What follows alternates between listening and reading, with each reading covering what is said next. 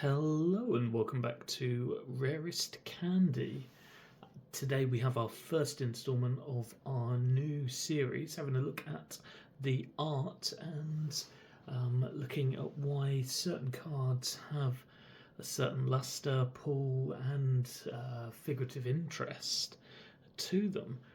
So we're going to have a really good look across a load of different expansions. We're not stuck to one set of cards, or we're not favouring any of the modern or vintage stuff. We are really taking a broad look across the spectrum.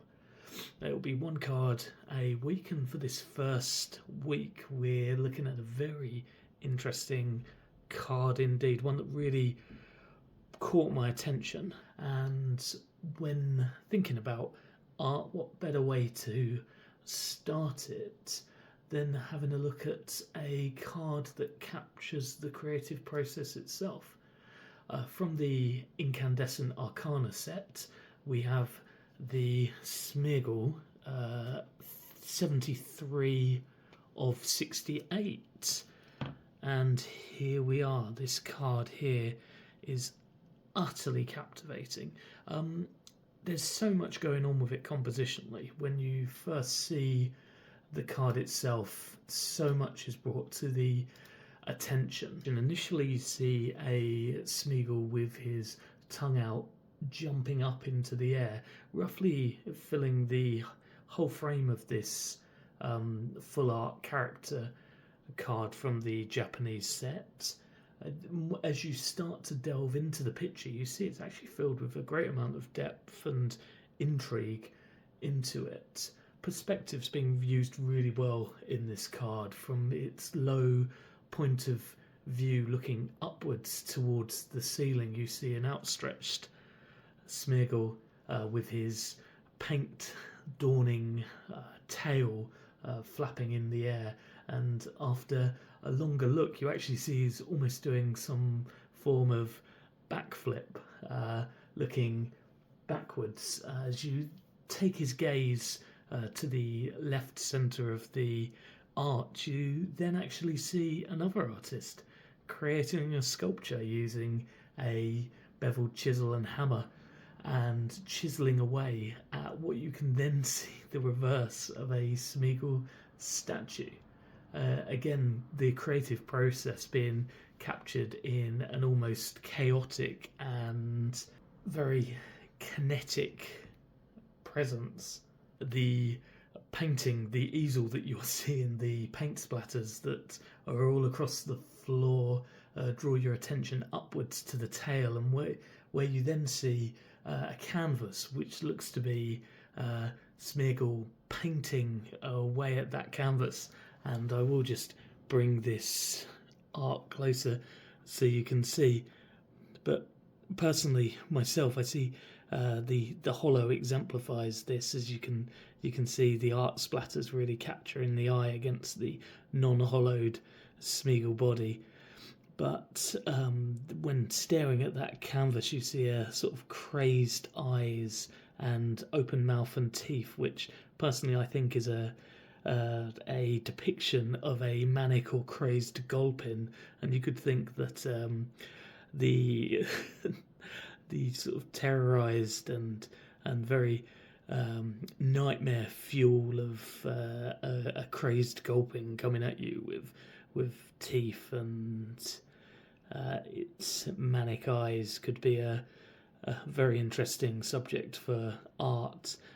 While looking at this canvas, obviously the composition is very interesting with the form and the shape at which Smeargle's body is taking. It's a very interesting POV, but you can also see the angle of the easel and then the offset downward point of the rectangular canvas again really creates this very interesting intrigue of form. And actually that's then mirrored again in the flooring. You've got a black and white flooring which has obviously been used very successfully to then give that engagement and the further pushing of the room space further back, leading us to the feet and the legs of the sculptor artist in the in the background. So all in all, I think this is just such an intriguing art piece for Pokemon to have had for the Incandescent Arcana. In fact, it's such a nice full art, and I'm so glad I have it in my personal collection. So to find out a little bit more about the art and obviously how intriguing it is, this is not the first time that a Smeargle has featured in this artist's illustration work for the Pokemon TCG. The artist himself is the famous Kiyotaka Oshiyama, who has created a range of full art depictions ranging throughout the Sword and Shield and into the Scarlet and Violet range, and really getting to tackle some of the very big hitting and flagship Pokemon, if we can think of a better term. For instance, the Blaziken VMAX with that striding front leg and the trainer grasping hold at the base of this powerful striding Pokemon is a great example of, again, this non-typical point of view and perspex, in the same way that in the Smeargle art that we're looking at now is capturing the scene from a very engaging and different point of view. It's not as if you've just entered an artist's studio from the door, but it's as if you're at the base, at the foot, looking up and in awe of what is going on. With the Blaziken art, you're down at the foot of the action as this mammothing huge Pokemon makes its way past you. He's also tackled some other great Pokemon, like the battle of Charizard, the Charizard V-Star, that was part of the Sword and Shield promos, where he's battling a Mewtwo that's summoning an action, and your point of view is from above Charizard looking down a rock face. It's such an engaging art, one that I really wish that I had in my own personal collection. It's actually, the art is also being done at the same time in the Mewtwo V-Star from Crown Zenith. The depiction at that point from the Mewtwo's point of view, but at this occasion we're looking at the Charizard's aerial view, looking down towards the scene of the battle. There's just really interesting things. There's a small Diglett coming out in the bottom left corner that I just think makes a jovial and exciting interaction with that. Oshiyama also tackled the Ditto card for the 151 collection. Again, another amazing piece of art. The holo that we were lucky enough to pull as we were going through our recent Korean versions of this expansion has all of the moss-covered stones as holo, and interestingly enough, Ditto was not holo, and it was just so playful that, again, a character that is so focused around the mimicking of other characters and how his form is not actually the point of view or the point of interest is just a wonderful take on the art and the character itself. I just think it's such a good interpretation of it, which you are seeing so frequently in the arts in which Kiyotaka Oshiyama is undertaking. Another great card that he did for the Celebrations set was Professor's Research. It's a very playful card that it sees Professor Oak leaning over and out of the restrictions of the frame and making marks and doodles down in the area in which the movesets are described.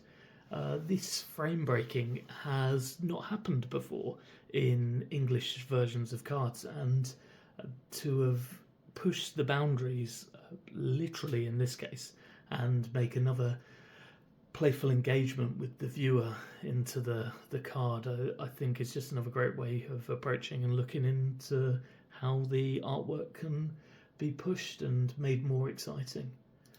Finally, the Corvid Knight V was another very figurative and capturing card for me.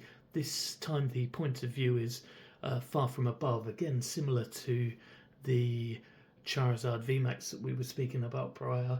The Corvid V of the Silver Tempest expansion shows our Pokemon perching on the top of what I see as a black taxi cab, but it could well be another black vehicle of sorts, with a bird stand mounted to the top of the vehicle. All the perspectives running down and having the Corvid Knight V be very dominating and dwarfing the rest of the scene was just such an interesting way for Kiyotaka Oshiyama to approach this art, and again I think is a very successful and very strong card to be part of his portfolio of works with Pokemon. There's a range of other cards. I do encourage you to go and have a look at him. He really does find dramatic and engaging ways to show the Pokemon depiction, and I think anyone getting an opportunity to enjoy these art or even pick some of them up, it's well worth it. Well, that brings us to the end of our first studio art review, and I hope you've enjoyed it. Do please give us a thumbs up and a subscribe if you'd like to get any more content similar to this, where we take a bit more of a deep dive into the creative elements around the Pokemon TCG, and to take a deeper dive into what I think makes a more successful card. We hope to see you next time.